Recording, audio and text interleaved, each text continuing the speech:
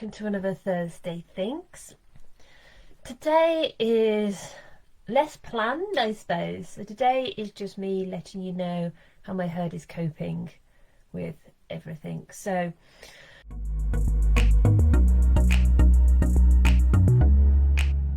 hello everybody, those of you who have met me before, my name is Marianne and I'm the founder of Wilor, which is a source of information to help you to heal your horse, mind, body and soul naturally.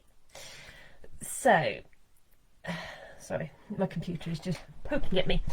Okay, so if you've been with me for a while, you know that I have had a long-running issue with my horse Egypt, and that was the subject of my last Thursday Things.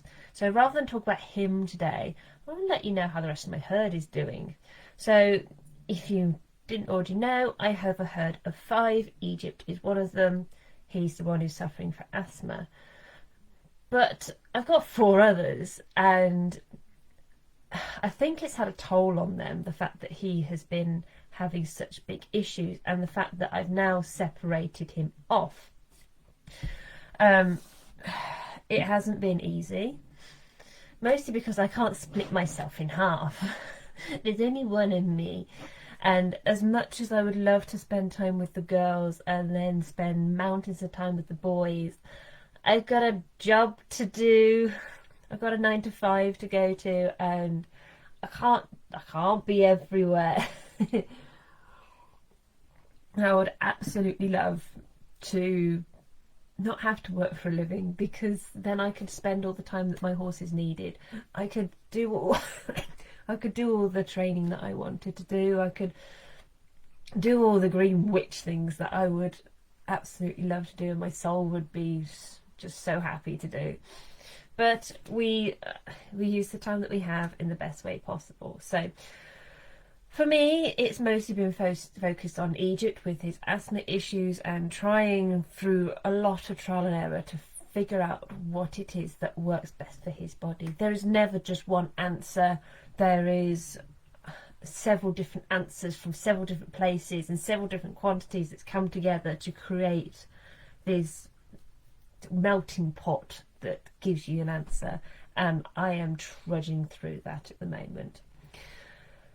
So on the yard with Egypt is the Major. Now the Major is, I think, loving life at the moment.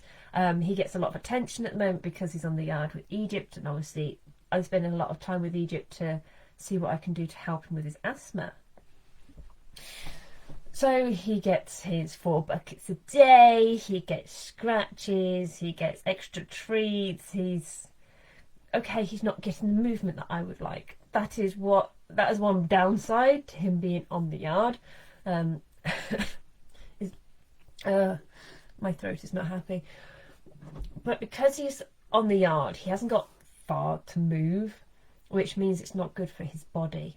He's been on a paddock powderized track system for 5 years now, 4 or 5 years, something like that.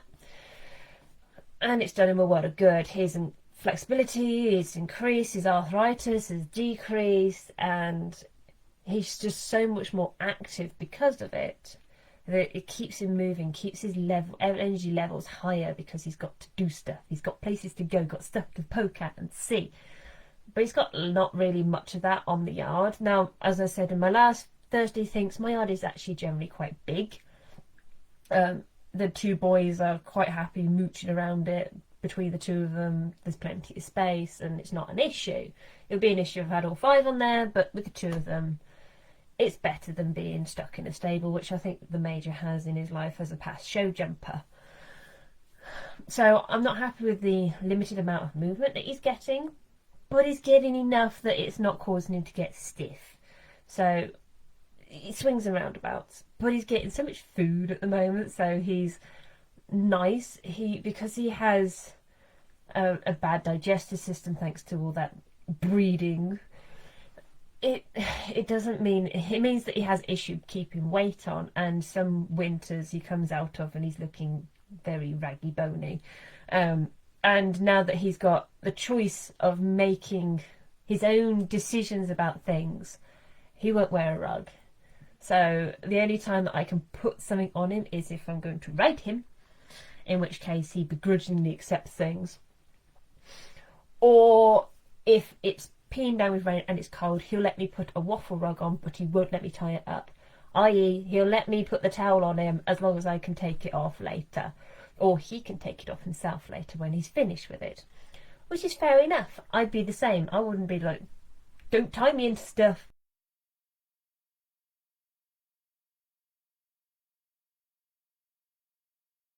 Like, please let me cover you up, please. So, he is okay. He's okay.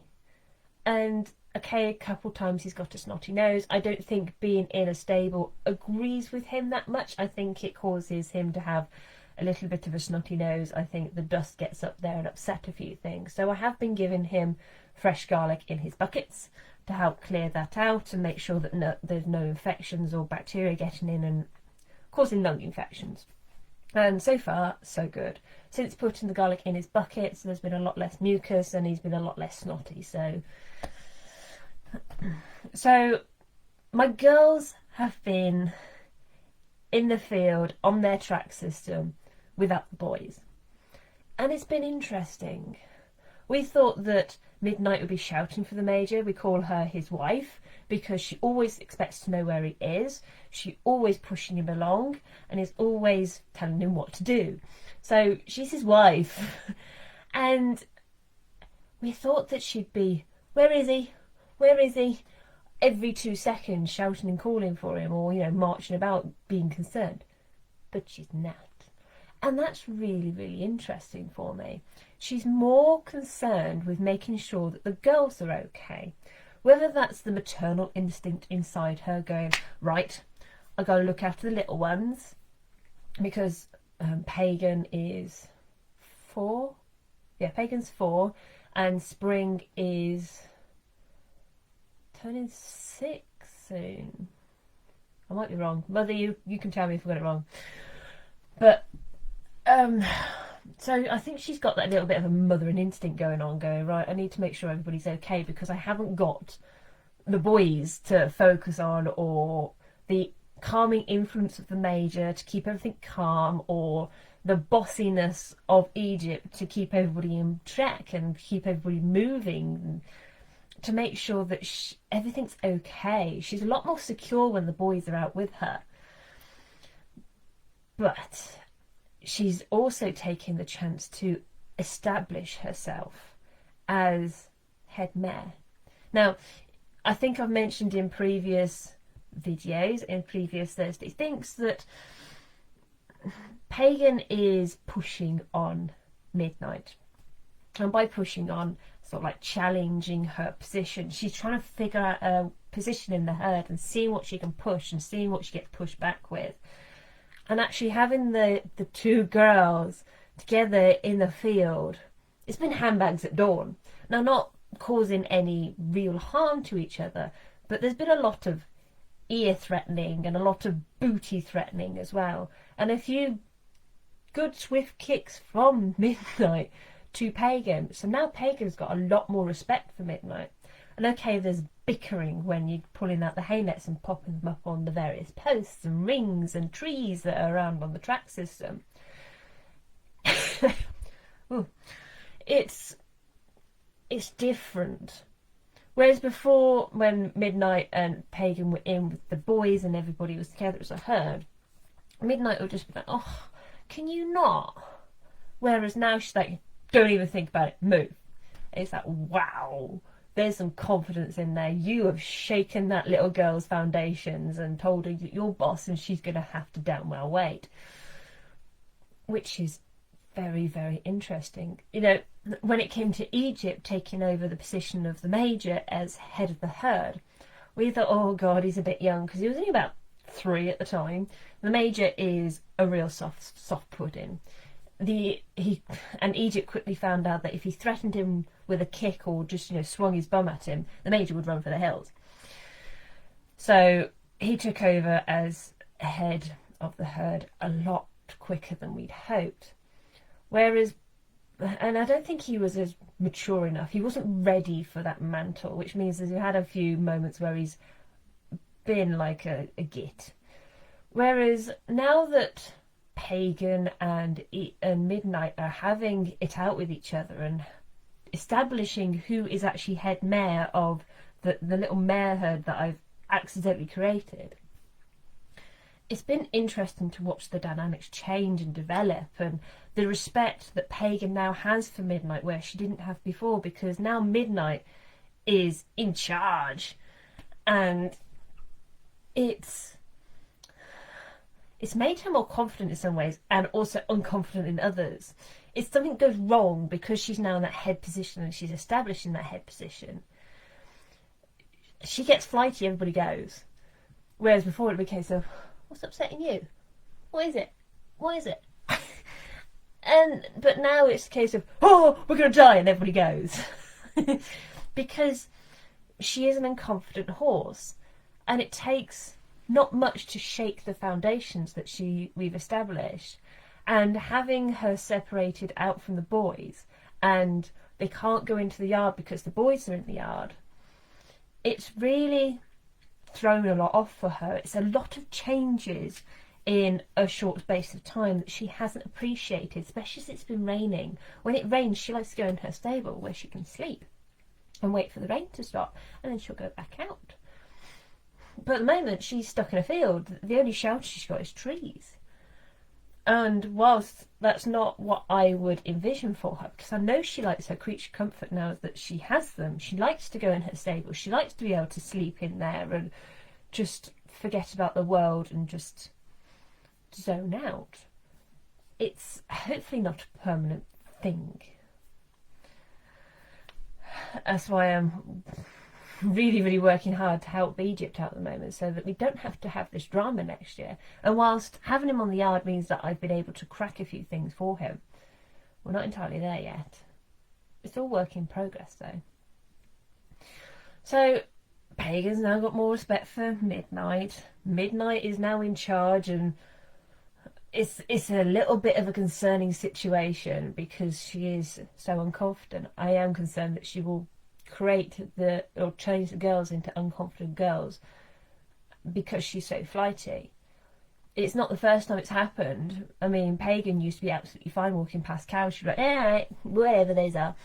Whereas we took Midnight out on a walk with her, and Midnight exploded at the cows and went, oh my god, what is it? It's going to attack me, I'm going to die.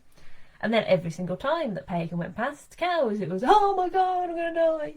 And it took a long time to get her out of it. And I'm not even sure we've entirely got her out of it. It's been like 2 years. So it's something in the back of my mind that I don't want there to be separated herds for any length of time. I do want them compact. I want them together. For everybody's mental safety and physical safety and emotional safety. But we will do what we will do, and we will try our best to help Egypt.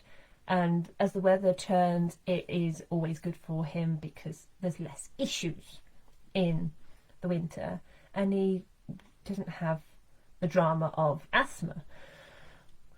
So turning to Little Spring, she's the miniature Shetland. She's a different cookie altogether.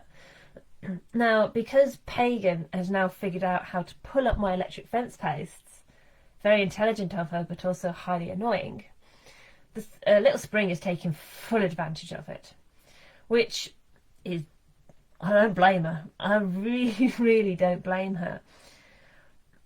But it's also annoying, because you'll have Pagan take down a fence post, and then you'll find Spring in the middle of a field, and you're like, oh my god, woman, get out! And you'll literally hear me shouting across the yard, for God's sake, get out the field! Because it's the third time in the day that I've taken her out, and she's just there going, oh yeah! But, fair dues to her, every time I turn off the electric and go into the field, she comes trundling up to me going, oh yeah! Which is great, because it means I don't have to follow her all around the fields and have an argument with her about, you need to get out the field.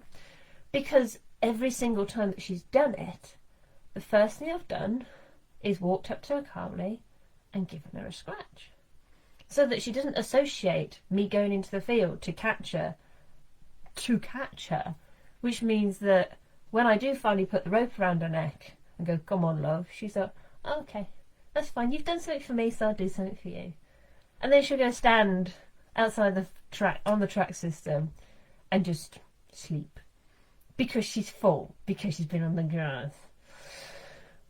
So I am dreading our next session with Helen, who is our equine podiatrist, and hoping to, whichever god or goddess is listening, that Spring's feet are okay. And that we don't have any hoof issues to concern about. No silly little laminitis because little ninjas got right into the middle of the field. So it's been interesting on the Spring front, because sometimes you can see where she's got in because Pagan has literally gone around the track and pulled out post after post after post, and there's whole sections that are down, and Spring is the only one that's brave enough to go over the electric. We think that the other two girls have got zapped, which means they're too scared to go into it, which I'm happy with because it saves me drama at 8 o'clock in the morning when I'm trying to put nets out so that I can then be at work for 9 o'clock. Because you don't want to be chasing or taking 3 horses out of a field. It's just not easy or appreciated. So she's the only one that goes in, but sometimes you can't see how she's got in. You know, like Pagan has taken one single post up, and it's sort of, there's enough tension on the electric tape and electric rope that it's just sort of like hanging there. It's like, how on earth has she got over that? Unless she's taken a hoofing great big running jump, I don't see how she could have done it, but she does. So it's been a drama. The best time that it's been, and I haven't had to deal with it, is when I took Pagan out and popped her in with Egypt. And she had a little bit of Egypt time, and she came back, and obviously she didn't have the ability to pull up any fence posts because there's no fence posts for her to pull up, which means I didn't have a Spring in the middle of the field. And then when she came back, she seemed almost slightly traumatised because all they did the entire time that she was in with him was bicker. As in, literally, that's my net. No, that's my net. Well, you always take my net. No, stuff, you get out of the way. It's literally niggling at each other. So she came back out, and she was like, it took her 3 days before she started putting up posts. And like, I was temporarily thinking I'd solved the problem somehow, but no, it's not solved in the slightest. And it doesn't matter how much zappers and the zappers, she still just pulls them out. I've got 3 lines of electric. The bottom line of electric is an electric rope, and it is on the lowest rung on each of the posts, and she still managed to pull them up. And what she does is she grabs the feet, she grabs the lowest part and just pulls it up, which means we've turned round the majority of the posts, and she still somehow grabs them and pulls them up. It's like, stop it, this is not how a track system works, woman. But at least she's not getting to the middle of the fields. And yeah, okay, there's a slight border of eaten grass around my track system on the inside. But at least she's not making herself sick, which she can do. She doesn't digest grass very well. It makes her feel very sick and very gassy, and it's just not good for her. Prime example of why she's on a track system. So Little Spring has had a lot of grass recently. But she's okay. She's not being overly silly about it. She's not going overly chunky and anything like that. She's being her, and she comes to me when I ask her to. So everything else is just side by side. It's fine. It's fine. So it gives you a bit of an insight of what I'm having to deal with at the moment, because I don't have the energy or the time at the moment to be doing little activities with them, which is sad because I would love to be working on the relationships. I would love to be able to working on the disciplines and fine-tuning everything that we've already put foundations for, so that we can be that step closer to going out for rides and hacks and getting the girls into carriage. Oh, I'd love to get the girls into carriage, but that costs me money and I don't have the money. So it's all it all is what it is at the moment, and I'm trying to accept that. And Egypt does need my time and attention at the moment, and it is benefiting him. And the girls, and obviously the major, they're getting what I can give. And that is all that I can do. And I know that my mother's doing what she can, and that's always appreciated. And my dad helps me. Oh, 5 years old, thanks for that. My dad helps me as well when I've got an injury in a field, or I'll just say, Daddy, help. Because it's easier for somebody else to keep the others away whilst to bring the spring out of the field. So it's great to have a support system. It is the only way that I'm surviving at the moment, because there's just so much that I'm having to deal with Egypt alone. And then keeping the weight on to the major. I've got a guinea pig that is just losing weight constantly. I don't know whether it's old age or something's up with him, but it's been on for a while, so I'm suspecting it's old age, which adds extra stress and drama for me as I try and keep him okay. And as well as working a 9 to 5, as well as running naturally. My life's a bit busy, people. I am trying my best. But it's all learning curves, and I'm appreciating every second of it, because it's showing me exactly what I can do, and I'm just rising with every situation, and things aren't impacting me the way that I thought they would, which is good. It's good. It's good. So I hope that you've enjoyed this Thursday Thinks. I'm going to leave it there for today. If you've got any suggestions for a Thursday Thinks, let me know in the comments or send me a message. I'd love to just discuss anything you've got any concerns about. Or just have a chat. Let's have a chat, shall we, people? The Thursday Thinks go up on to YouTube 2 weeks later, so check it out over there. Make sure that you're subscribed to the YouTube channel and you click the bell icon so you get a notification about all future videos. If you haven't already, check out the Facebook page, join the Facebook group, and check us out on Instagram, @Wilor, for virtually daily updates on the herd. And I'll see you all next week for my next Thursday Thinks. Bye!